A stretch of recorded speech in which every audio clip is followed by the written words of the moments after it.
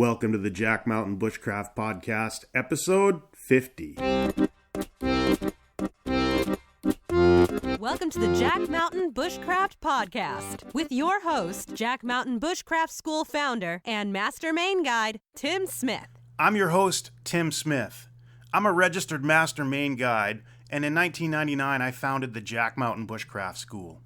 We help people become more skilled, more knowledgeable, more experienced, and more confident outdoors by using traditional skills, a few simple tools, and field-based experience. Whether you're looking to go from city slicker to competent outdoor professional, want to experience a remote expedition, or just want to learn a few new outdoor skills, we've got you covered. You can check out the show notes to this and all of our podcasts at blog.jackmtn.com. When you're there, click on the podcast button. And if you enjoy the show, please leave us a review on iTunes. Lastly, the best way to keep up with our programs and trips is to join our email newsletter, and you can do that at jmbnews.com. Welcome back to the Jack Mountain Bushcraft Podcast. We had a brief hiatus since our last episode that we'll talk about today. Basically, we were hit with, it's really challenging to do 2 of these a week and run a semester course. So last week we were in the field the entire week away from the field school, and we just didn't have an opportunity to get anything recorded. So we're back at you today. Today is the day after halfway day on the fall 2018 Wilderness Bushcraft semester, halfway being the time where we're 4.5 weeks in with 4.5 weeks to go in our 9-week semester. So now we're on the downhill slant. Are we ever? I'm here with Christopher and Colin this morning, and we've got a few items to talk about, a little bit of housekeeping, if you will, which is ironic because we're in sort of an unfinished shack. That seems appropriate for everything we do. Housekeeping in a shack. First of all, listener emails and listener comments. We had a great comment from a guy who was talking about our episode about leave no trace, minimum impact versus displaced impact. And he was really interested in talking about, what sort of kit can you bring that has a minimum impact on the planet as a whole. And we went back and forth with a couple of emails. It's challenging to have something that is both portable and like 100% renewable, right? Like, to use an example, like I can make a really warm bed out of boughs and a whole bunch of dry grass or hay, but it's really hard for me to move that thing, right? If I went out with the scythe and cut a whole mess of grass, made a big bough bed, piled like 4 feet of grass on top of it. That's a really warm bed, but man, does it suck to move, and it's going to be full of mice in a couple of days. Well, haven't you ever heard of the Northwoods motorhome? No. It's just one of those beds tied to the back of an ox. You just go wherever you want. An ox carrying like 8 bales of hay and a mountain of boughs. Yep. Interesting. No, I never heard of that. I just made it up, that's why. Oh. Well, okay then. Yeah.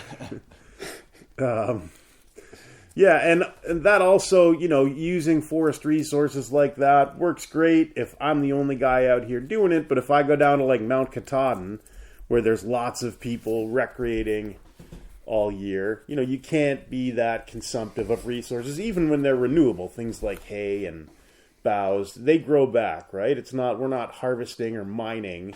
We're just, tipping trees and cutting grass, and it all grows back. Mm-hmm. But, in a high-use area, I don't recommend that. We get away with it here because there's nobody around. Right. Mm-hmm. So, yeah, that's a conundrum. I think being able to be portable and reusable and eco-friendly, you're back to that old game of trying to serve multiple masters. Mm-hmm.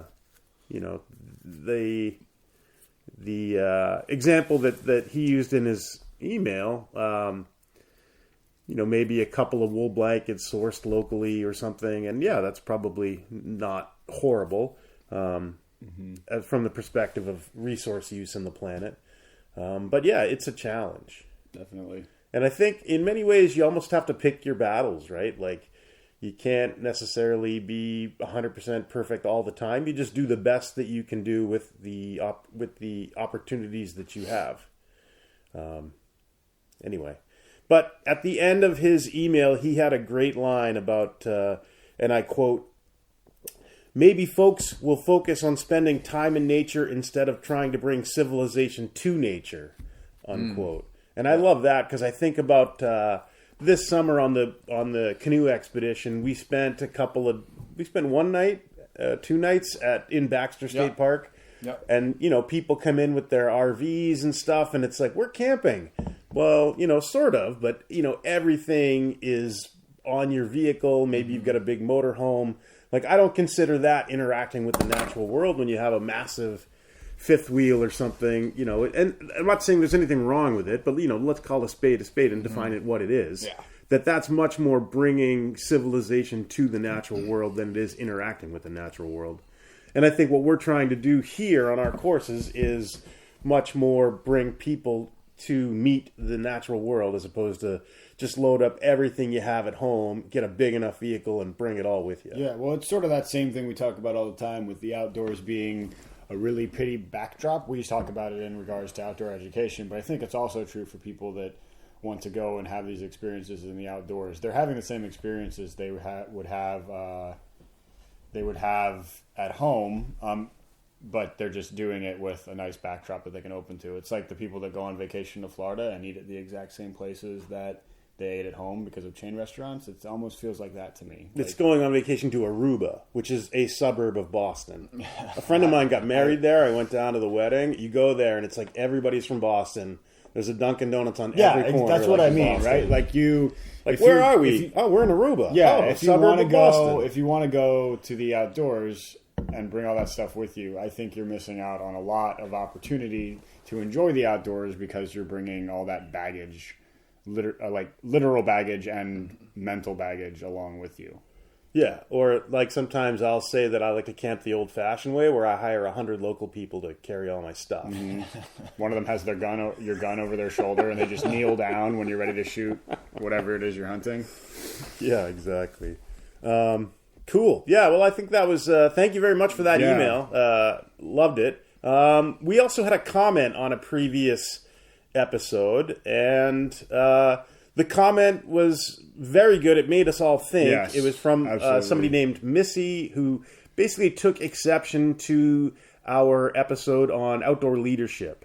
And it was a great comment. Thank you for writing, Missy. And essentially it had to do with the fact that we were sitting around, joking around, lots of jokes about liquor and stuff. Mm-hmm. And, her point was that you can't really, or from her perspective, the two things don't mix, right? Like good leadership, joking about liquor and stuff, they don't mix. And, we thought about it after we received the comment, and, we agree. We agree with you. And I think it's a good jumping off point to talk about, we include a lot of satire in this podcast. So we're always balancing how to have a conversation about a topic, but also to keep it kind of fun and light and joke around about it. Yeah. So when we're talking about things and we throw in really bad jokes or, really kind of just stupid humor, that's what it is. I don't want the listeners out there in podcast land to get the idea that, like, when we're in the field actually doing the stuff that we do, we're not always, it's not that jokey, but it's just a way that we sort of manage these discussions. Yeah, and I think it's also important to point out that we as she said in her comment, like, we're just sitting around joking, and I think it's easy for us to forget that we're talking to other people that don't know us and don't know, like, our personalities and how we interact with each other up here. And the joking is a very big part of daily life up here. And because if we didn't, we'd be crying. Yeah, exactly. Like, it would just be But 9 weeks. Yeah, 9 weeks. 9 weeks don't go too easy without a lot of really bad jokes. But like you said, I think the point was really valid that if we were talking about outdoor leadership and professionalism and we were joking about booze the whole time, maybe that doesn't send a great message. No, it it's not definitely, baby. It definitely did not send a great message. And she was absolutely right. Absolutely right. And I was thinking, like, from the perspective of, like, expeditions that I've led and things. Yeah. Like, if somebody is, like, you know, unable to participate without bringing a ton of liquor, but that person's sent home. Yeah, right? Like, exactly. You know, absolutely. we joke about it here, but it's not a part of not expeditions and leadership. But, you know. I think that's part of the reason we have a dry campus, because she's right, is that alcohol does not lend itself well to an educational experience or an experience where people are trying to learn to be leaders. We can joke about it all we want, but that's the bare bones of it, is that it doesn't really lend itself to that. Yeah, and as someone who's been doing this for a long time, I've seen the wheels come off the bus when people get into booze on numerous occasions, and it's not pretty. It doesn't lend itself well to really anything. So, again, thank you for the comment, Missy. You know, good comments. I think good contacts like that make us think. Yeah, oh, absolutely. And we thought about it. We had a discussion about it, and maybe we need to tone down the humor on here. Mm-hmm. But again, you know, it is a conversation where we're joking around and you know, playing off one another. Sure. So we want to get some good information out, but also kind of goof off and poke fun at each other at the same time. So this is, you know, a lot of it is satire. Take it with a grain of salt. And yeah. Or elbow noodles and salt. Elbow noodles and salt. What a great segue into exactly. talking about one of the things that we have people do, one of the exercises on the semester course, is we have students do food and water logging for a week each near the beginning of the course. So students will write down every drop of water that they drink throughout the day for 7 days, and they'll also write down everything that they eat during the day for 7 days. And we use that information when it comes time to plan for trips into the field, on the river, on the lakes, whatever. We use that for students to know, with regards to water, how much water they drink every day, so how much water they need to plan to process, sanitize every day. And also with food, how much they eat and what they like to eat. And we've seen a variety of diets. A wide range. Over the years. Like, we've had people who are vegan, we've had people who are hardcore carnivores, and sort of everything in the middle.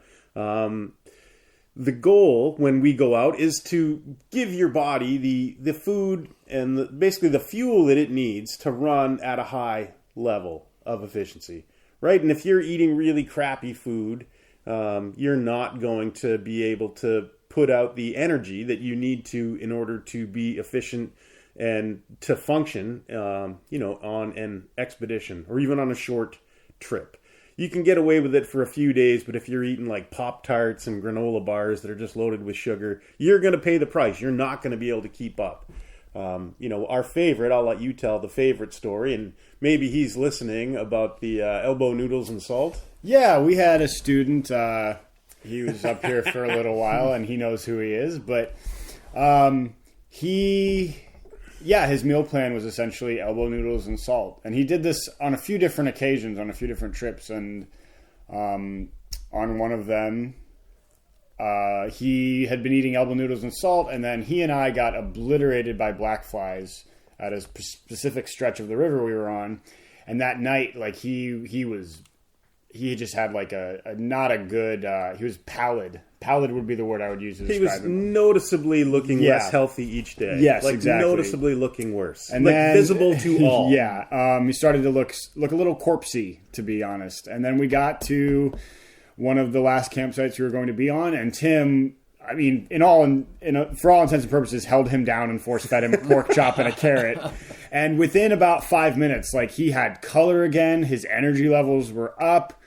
And I think everybody noticed it. It was a visual transformation. We're like, what just happened? It was, and the next day, and you know, and I think that was finally the point where he understood that, like, you know, young guy, like, just eats whatever is easy, all that stuff. Yeah. And at that point, I think he understood, like, the need to put good fuel in your tank, right? Especially when you're working hard. Like, there's a reason why people will get like PhDs in nutrition and stuff. Yeah. Because, like, if you put good fuel into your body, it can work a lot harder if you consistently put really bad fuel into your body, it doesn't work well. Like, I think years of prisoners of war and prison camps and stuff have worn that out.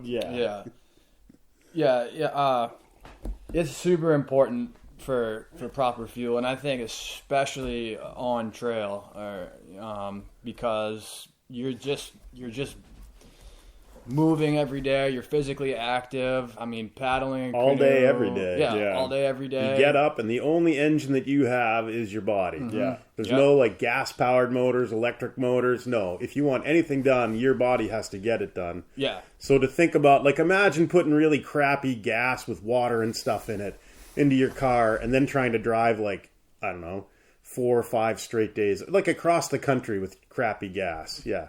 You're going to break down in Ohio. Mm-hmm. And that story right there, ladies and gentlemen, is why I've been in Maine for the last 2 years. My Jeep does not work anymore. You're going to break down in Ohio. You're going to try to get the thing fixed. Eventually, you're going to realize it's going to take a few months. You'll take on some crappy little job. Next thing you know, it's 30 years later. You're still stuck in Ohio.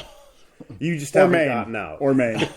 But no, I think this actually pairs really well with the comment we had from the guy that was emailing you about people wanting to bring civilization into the woods. Right before we went on trail last week, Tim and I were in town and we walked into Martin's, which is a little sort of, I don't know what to call it. So whatever you want. It's kind of like a surplus store. Yeah, there's just everything. There's never the same thing twice, right? It's like a department store. It's like the size of a Walmart, but the Cave of Wonders. It's like the Cave of Wonders in Aladdin. I like it. Yeah. Martin's is the Cave of Wonders. Where? Where is that from? Aladdin. Where's the that? giant tiger? North of Caribou or something? Yeah. It's exactly north of Caribou. 2 clicks. Anyway. At least you've been so we walk in and the first thing that we see are it's moose and bear season up here right now. Yeah, lots of hunters on their way up to the county. So the first thing they have inside Martin's are these pre-packaged meals, and Tim and I kind of laughed and looked at them, and they're all like backpacking meals. Yeah, right? exactly. It comes in a plastic bag. You basically pour hot water into it and eat it out of the bag. And it's terrible. $15 They're awful. packet. They're absolutely terrible. And I think that by doing that and by trying to take what's easy, you miss out on exactly what we were talking about earlier about the amazing outdoor experiences that come from knowing the ecosystem you're working in, knowing how to use those materials wisely. We cook on trail.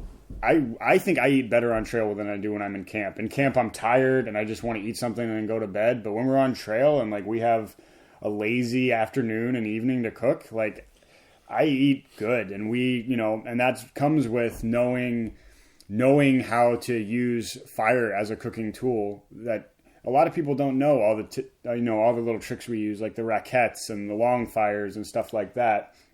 And in doing that, in knowing the systems well, we've talked before about our Bonaventure wrap up. That couldn't have happened if we didn't know how to cook well on trail. It would have just been, you can be a lot more flexible with your food if you know the systems well. So the story of the Bonaventure wrap-up was on the Bonaventure River, we had a gear malfunction and some water got into one of the food boxes and spoiled a dinner, right? Yeah, bring it in. Yep. Spoiled a dinner, so we had to improvise our last night on the trail, and we had pork back bacon. What did we have? Apples. We made this awesome feast. It was really good. But the idea is, when you know what you're doing, then improvising becomes a lot easier. I think we eat better on the trail also because we plan for those meals, plan and provision, and have an idea of what we're going to eat in advance. Whereas at home, often you sort of wait till you're hungry and then you're like, I'll make this. But, when you've got a menu scheduled, it just lends itself really well to planning and eating well, I think that, having been on trail in the process of planning out my meals, has ended up being I've been habitualized to do that at home, and have actually made me more efficient cooking at home, and has subsequently saved me a lot of money, whatever that's worth. But Did you hear that? That means Your life is better. My life is better because of bushcraft. Because of bushcraft, yes. It's all encompassing. Well, you said whatever it's worth whatever money you saved, right? Exactly. And so, yeah, and that's, what we're, one of the many benefits of that. Also, like we said, we plan for eating on trail. We make time. We make sure we make time because the meals is very important. We make sure we have time to cook. Yeah, it's an important part of the day. I think at home often we will not want to invest time into cooking, but food is culture, and a lot of what we're doing on the trail is we're passing on that culture of the North Woods, right? So gathering around a fire, getting a whole bunch of cook pots on the fire, making a good meal, that's a huge part of the experience. Well, we talked about it last week when we were sitting around in the morning having coffee, campfire was still going, and we mentioned, Tim mentioned that this is how people should have coffee as opposed to driving. We were just sitting around talking about everything rather than being stuck in a circle. Well, there was 3 of us, so it was more like a triangle. Well, still, but that's just how we... It could have been. But, so anyway, the point that I'm making is that that experience having coffee is something much more valuable than having coffee while you're driving, downtown to your office job and listening to the radio and... Yeah, it's... Yes. The point is, it's more natural for us to be in that kind drinking of... Drinking coffee? 350,000 years of anatomically modern humans on the planet. We've spent a lot more years gathering around a fire, sipping hot drinks than we have miserably chugging them in traffic, stressed out of our minds, white-knuckling the wheel with one hand while... White-knuckling your coffee cup with the other? Yeah. Shoveling deep-fried food, whatever it is, down our throats. I just started salivating. We do that on trail too. Where can I get this deep-fried food? Yeah, so we're going to end here. We're going to go to Dunkin' Donuts. And we're not going to Dunkin' Donuts. No. We're not. Because that's like... We're not? But there is a new cafe opening in Ashland. So we are all excited about that. And if it were open, we would go there. Yeah, my heart's all aflutter. I'm not going to some crappy chain restaurant, but I will go to a local joint. Anyway... Sorry. I'm going to bring him like a Dunkin' Donut one day and tell him it's from the bakery Tell us how you and really just see feel, what he Tim. thinks. Yeah? Yeah. They're all Dunkin' Donuts are terrible. I know. They're terrible. They are terrible. It's just like, anyway. This podcast brought to you by Timmy Hortons. The old-fashioned donut is the only remotely real donut that they have, I think. But we're into that apple cider donut season. I guess we should do a whole episode on donuts. Donuts, of course, invented in Portland, Maine by a sea captain. I have it in a book called, Bull Cook, somewhere up there. I'll dig that out today and we'll go over the story. But it used to have a nut in the middle, and they were all soggy, and then he came back and had these special cutters made that cut out the middle of the donut, which gives us our modern donut with no center. Yes. So cooking on trail is great. But to that, we're joking about donuts, but I've made donuts on trail before. I have too. I know. And fry bread. Yep. Well, and deep fried onions. Too. But my point is that, sort of circling back to that story about the prepackaged meals in Martin's, that's not fun to eat. It's not an experience to eat. But if you go on trail and suffer, and that's how you want to do it, great. But I think the thing people can take away from being up here is that you don't have to. You can live and eat really well on trail if you know a few basic simple systems. Like how to make donuts. Of the price of one of those meals. That is true if as they're well. at Martin's, they're pretty cheap. So these things are all on sale. They're not a bad thing to have around the house. In praise of the prepackaged backpacking meal. It's not a horrible thing to have around. It's not the greatest thing. No. Think about some backup, other... maybe, but I don't know. You're not Sure. base your diet, especially on trail, around a bunch of those, Note to self, don't tell these guys that I bought 11 cases of those from Martin's and I'm going to live off of them. So here's how I know that Tim is joking about buying those, because those are also, if in talking about the the comment about, like a sustainable kit that you bring with you. When we pack meals, we can pack it all in stuff that we bring back and reuse over and over. If I buy one of those prepackaged meals, I come back from on trail with a bunch of plastic wrapping, and I probably leave a bunch of corners of that wrapping at the campsites I'm at. This is exactly why I know Tim would never actually buy these, is because those little bits of micro trash are... Micro trash is the devil. Yeah, exactly. So along with that donut I'm going to get, Tim, I'm also going to leave like a chalk outline of little corners of granola bars around him while he's sleeping. Is the devil. But the point still stands, right? If you want to live sustainably on the land, pack your food in with you and bring it in stuff you can use again and cook it. And you'll not only eat better, you'll also be feeding that need to interact with the earth in a way that you're not leaving it worse than you have to, I think. I want to do a trip like old school Polynesian explorer. Like in my canoe, I want like 6 chickens, 2 pigs, like a coconut palm tree in a little planter. You know what I mean? Like, I want one of those trips. Yeah, like a big sack of flour, a couple of chickens, a rooster, so there'll be more chickens. A barrel full of sugar. A barrel full of lard. That's what it would be, lard, yeah. And a barrel full of coffee and like a whole bunch of beans. Anyway, but I want to travel with live animals. I see your point. That's my point. Can we call it Tim's Ark? That would be something. So yeah, we're joking. But yeah, the other thing is the idea of like planning to harvest fish and game and wild plants on the trail. And that, my experience has been... Whenever you plan, so if I say, I'm planning out my menu and I'm like, Monday, rice and beans. Tuesday, I'm going to catch fish and have them for dinner. Whenever I have that actually written down, I will never catch a fish on Tuesday. No. It's the day when I've got like 20 million things to eat. I've got, we're going to make donuts and we're going to make sourdough onion rings and we're going to bake a loaf of bread and we're going to have a Dutch oven full of greasy pork or something. That's the day when I already have too much food that I can eat. When I'm going to be like, and I caught like 11 lake trout. Yeah. But whenever I'm planning, things are going to be tight that day, I'll fish all day. Those are the days you get skunked. Yeah. The universe has a funny sense of humor. Yeah. Is funny the right word? Ironic? Mean? Cruel? Wouldn't that be redundant? Heartless? Funny sense of humor? Because it's humorous and it's funny? I guess. It could be. In some circles, maybe it's a planned redundancy. Yeah, it's like I know I'm not funny, so I have to try to be doubly funny. This podcast will not tolerate redundancy on this podcast. All right, I'll leave. Exactly. I'm superfluous to this equation. I understand. So, if you're curious, shameless marketing plug. I wrote a book. It's called The Woods Cook. You can get it on Amazon. Subtitle.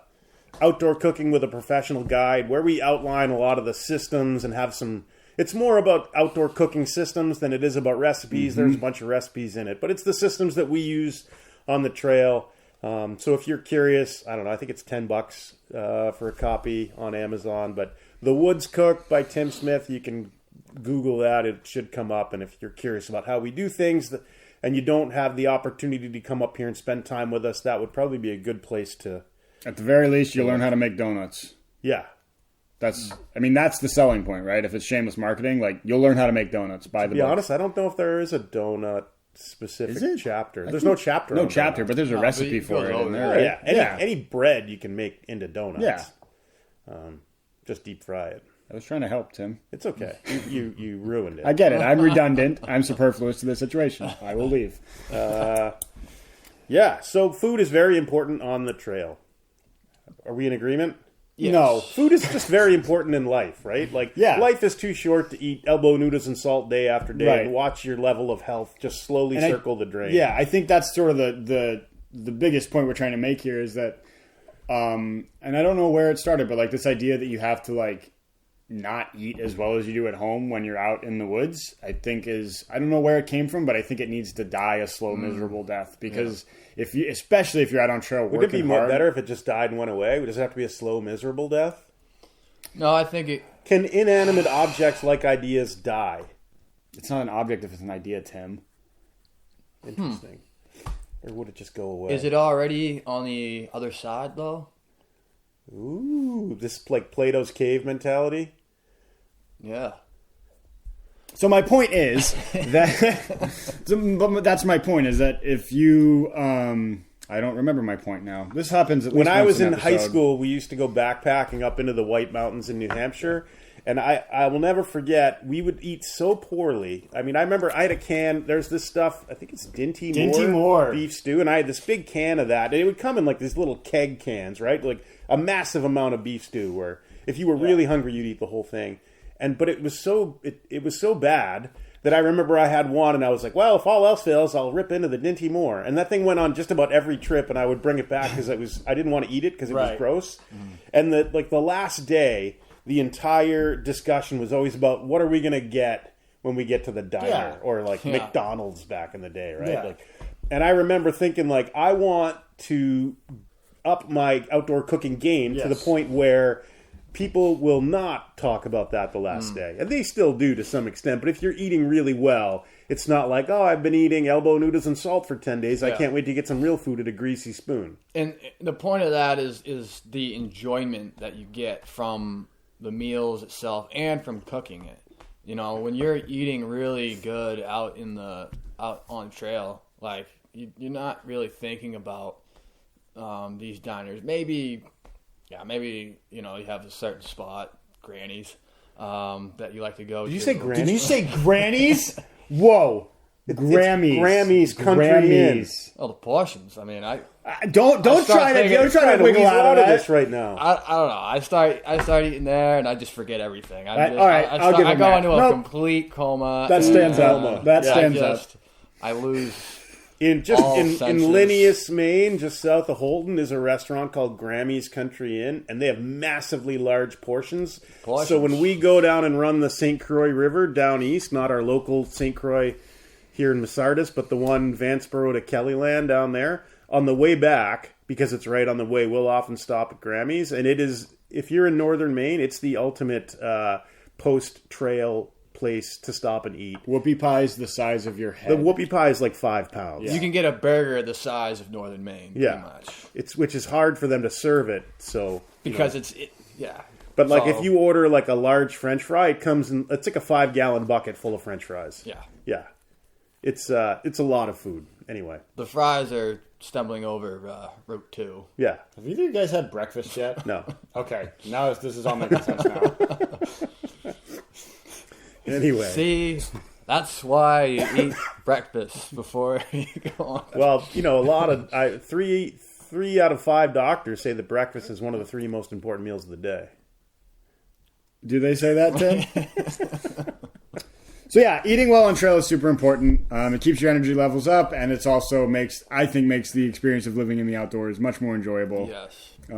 And if you're going into guiding, if you're going to take people out, like that's a foundational skill, right? No one's going to want to go on a second trip with you if you're taking them down the Allegash and you're feeding them Dinty Moore. Or you're pouring boiling water into the backpacking meals you got on sale at Martin's, right? Like that'll be a one and done. Yeah, exactly.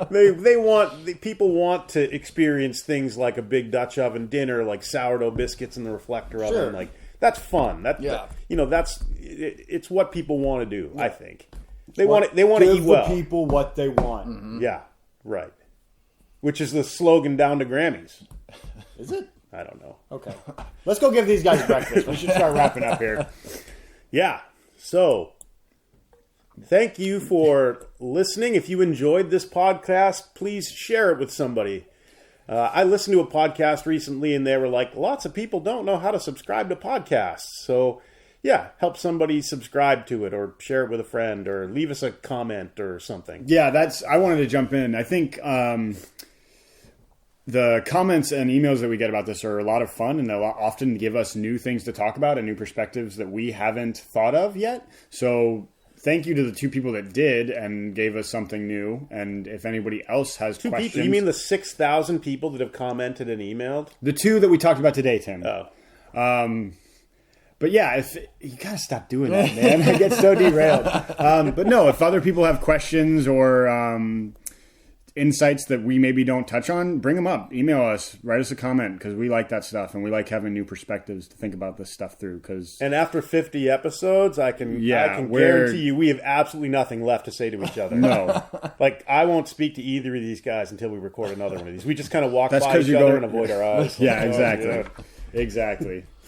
Anyway. Yep. Thank you for listening. Hope you have a great day. Take care. We'll hit you back soon.